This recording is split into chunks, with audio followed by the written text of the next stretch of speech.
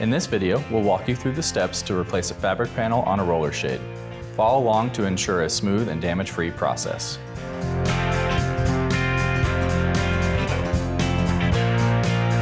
Start by rolling the shade up to its upper limit. If applicable, remove the chain tension device from the mounting surface. If the shade has fascia, remove the front cover. Remove the shade from the brackets and place the shade on a flat protected surface. For shades in a cassette, begin by removing the cassette from the mounting brackets. Insert a flathead screwdriver into the mounting bracket slot and tilt the cassette back to release it.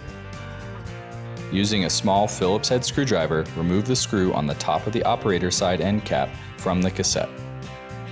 Once the end cap is removed, use a rubber mallet to gently tap out the operator bracket. The shade can now be removed from the cassette and placed on a flat protected surface.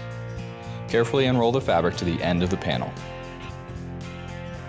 Using a writing utensil, mark the fabric edge locations on both sides of the roller tube.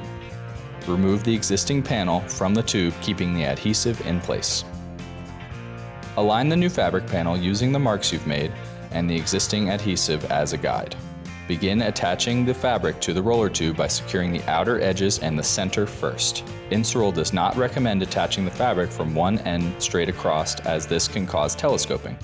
Once the edges and center are secured, attach the remaining sections at the midpoint of each section until the fabric is fully adhered to the tube. Manually roll the fabric onto the tube, reinstall the shade, and test operation by running it up and down. If fabric adjustments are required due to telescoping, roll the shade all the way down so the tube is exposed. Place a piece of duct tape 2 to 4 inches in length near the edge of the tube on the side opposite of the direction the fabric is moving. Run the shade up and down a few times. If the shade is still telescoping, repeat the process.